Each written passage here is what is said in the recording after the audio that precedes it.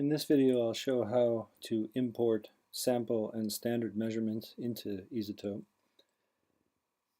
When we go to the input screen, we see on the left a list of samples that have already been loaded into the database. And under this name, we can see that there are no samples available. So the arrow here indicates that there are more projects under this username, but this user has currently no projects available. So what we're going to do is we're going to right click the mouse or control click on a Mac to add a project.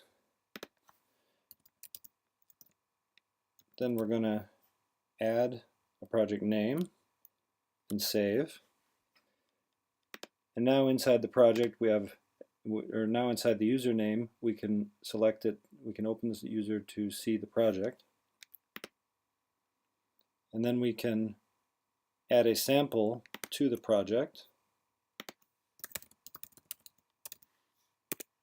Sample that we're measuring. In this case, it's a calcite. And we're going to do let's just say we want to do a bulk analysis on this particular sample. You can choose what kind of sample analysis you want here. And we hit save. And now when we open it, we see our sample here. So we have the user level, the project level, and the sample level.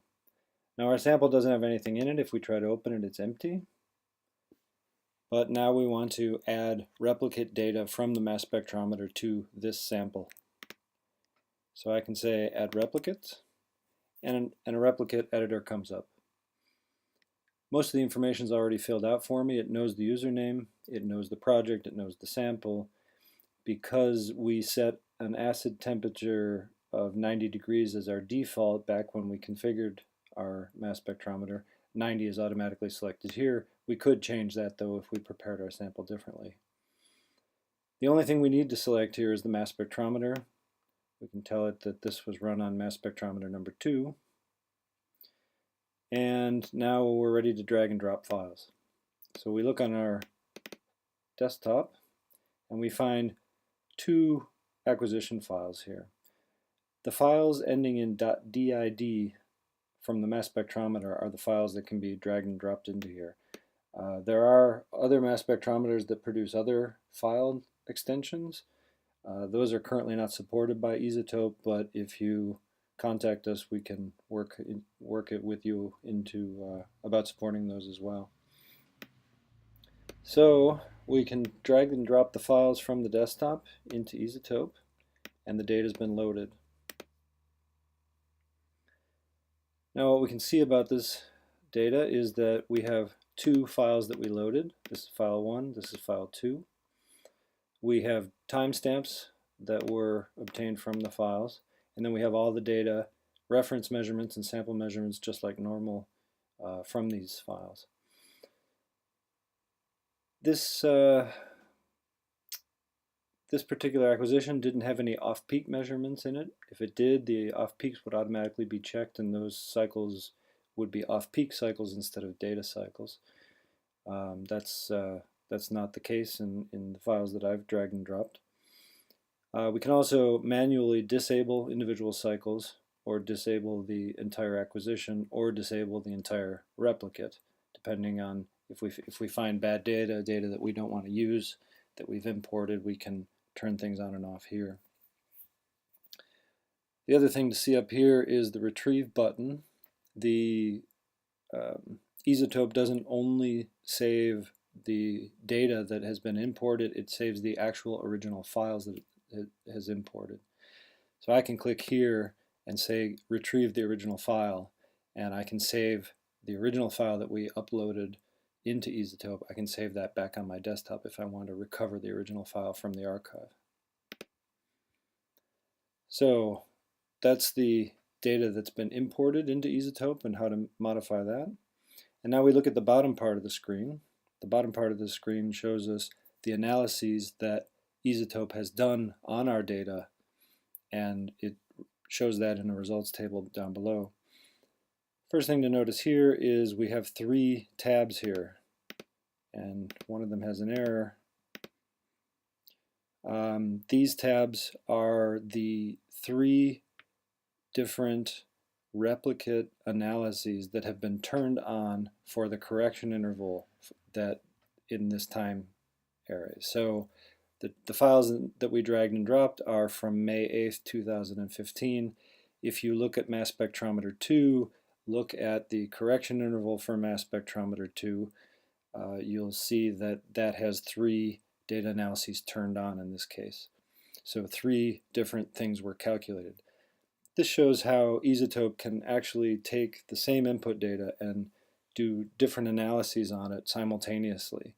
So you could use this, for example, to compare, like here we might be comparing the Imperial College London PBL technique to the ETH PBL technique. We might be running those 2 analyses in parallel to see how our results differ. So Easotope is not just calculating one thing, it can calculate multiple things in parallel.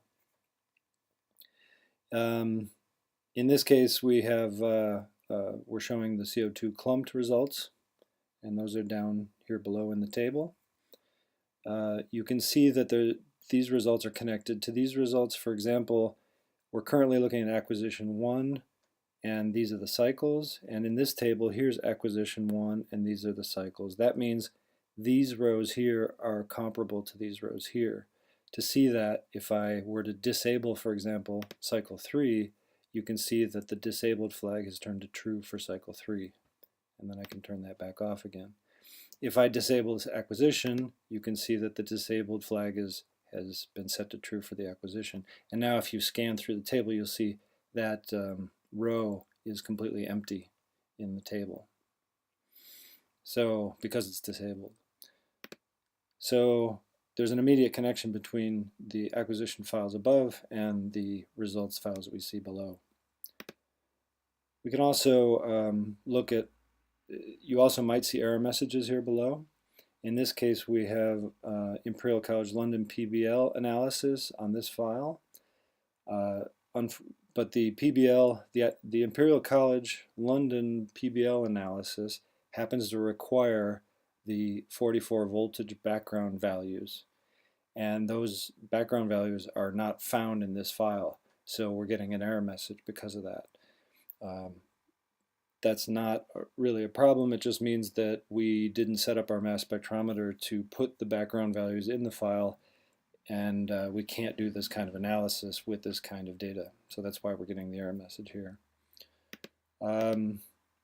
But if you look at the ETH, you'll see that we can do the analysis here, and you'll also remember from our video where we watch tables that we saved the table format in this streamlined fashion with the cap 47 up front and the single row available.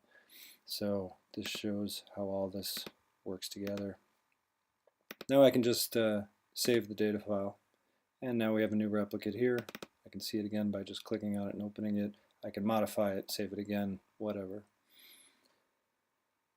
Importing, that's how you import sample measurements. Importing standard measurements is almost exactly the same, but to do that we go to the Standards tab, and you'll see a list of mass spectrometers. And for this mass spectrometer, you see there's already been a bunch of standard runs that have been added. We can also look at mass spectrometer 2 and see standards for that. Close that.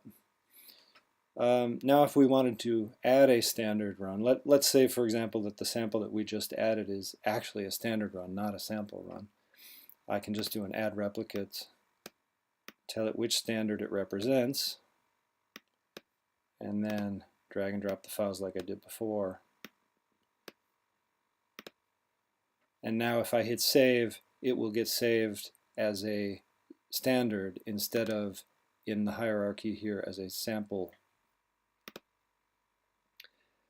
Easotope has a few protections for you built in. For example, it won't save the same acquisition file twice in the database. So if you save an acquisition file and then later you try and save it under a different name and a different sample, you'll get an error about that. If you do get an error like that, if you make a mistake and you need to remove data, the way to do that is just to delete the replicates. So I could go here, for example, open up the replicate that we just added, and I could say delete, and that would delete that from the database. So you always have the ability to delete data if you accidentally make the error.